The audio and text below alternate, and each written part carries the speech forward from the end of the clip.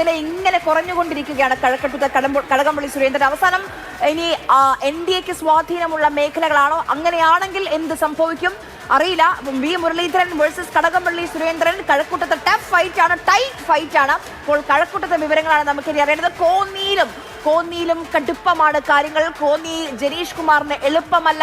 കോന്നിയിലും വലിയ കടുപ്പമാണ് കാര്യങ്ങൾ. ഇപ്പോൾ UDF ആണ് ലീഡ് ചെയ്യുന്നത്. പക്ഷേ അത് ചെറിയ നമ്പേഴ്സിനാണ്, 300 ചില്ലാൻ നമ്പേഴ്സിന് മാത്രമാണ് ഇപ്പോൾ കോന്നിയിൽ കാര്യങ്ങൾ മുന്നോട്ട് പോകുന്നത്. അപ്പോൾ കോന്നി കഴക്കൂട്ടം ഈ 2 മണ്ഡലങ്ങളിൽ എന്ത് സംഭവിക്കുമെന്നുള്ളതാണ് ഇനി ഉദ്വേഗം നിറഞ്ഞു നിൽക്കുന്ന കാര്യം. അതായത് കഴക്കൂട്ടത്ത് ഒരു തിരിച്ചടി ഉണ്ടാവുകയാണെങ്കിൽ BJPയുടെ അക്കൗണ്ടിൽ 3 ആകും.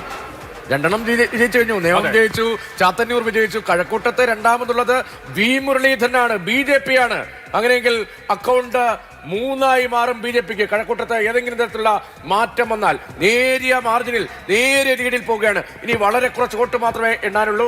2 റൗണ്ട് കഷ്ടിച്ച് എണ്ണാനുള്ളൂ. ഒരുപക്ഷെ ഇപ്പോൾ തന്നെ അത് ഏറെക്കുറെ പൂർത്തിയായ സാഹചര്യം ഉണ്ടായേക്കാം. കഴക്കൂട്ടത്ത് എന്ത് സംഭവിക്കുന്നു എന്ന് വളരെ പ്രധാനമാണ്. പ്രത്യേകിച്ച് BJP അവിടെ ജയിക്കുമോ എന്ന ആംഗിളിൽ കൂടി.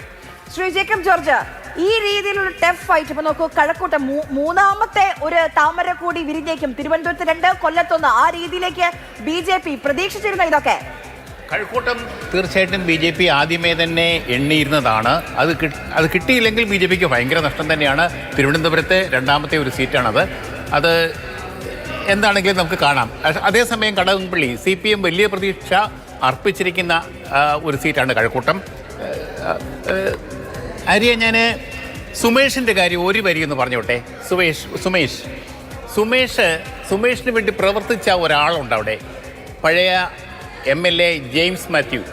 അദ്ദേഹത്തെ പാർട്ടിയുടെ ഔദ്യോഗിക നേതൃത്വം വലിയ കരുതലൊന്നും കൊടുത്തിരുന്നില്ല. പാർട്ടിയുടെ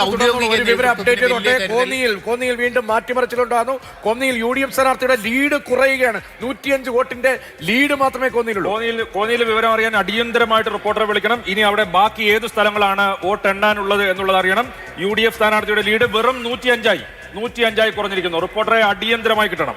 താങ്കൾ പറഞ്ഞു പൂർത്തിയാക്കിക്കോളൂ. താങ്കൾ ജെയിംസ് മാത്യു മുൻ MLA കുറിച്ചാണ് സംസാരിച്ചുകൊണ്ടിരുന്നത്. പഴയ MLA തളിപ്പറമ്പിൽ MLA ആയിരുന്നു. തളിപ്പറമ്പിൽ ജെയിംസ് മാത്യുവിന് കിട്ടിയ ഭൂരിപക്ഷം 42,000 വോട്ടാണ്. 42,000 വോട്ടാണ്. പിന്നീട് താഴോട്ട് പോയി. ഇപ്പം നോക്കി കണ്ടല്ലോ. അവിടെ ആ ജെയിംസ് മാത്യു ആണ് KV സുമേഷിന് വേണ്ടി പ്രവർത്തിച്ചത്. അദ്ദേഹം അവിടെ തന്നെ ക്യാമ്പ് ചെയ്ത് പ്രവർത്തിക്കുകയായിരുന്നു. അങ്ങനെ ചെറിയ വോട്ടിനാണെങ്കിലും ആ പ്രതികൂല തരംഗത്തെയൊക്കെ അതിജീവിച്ച് സുമേഷ് ജയിച്ചതിന്റെ പിന്നിൽ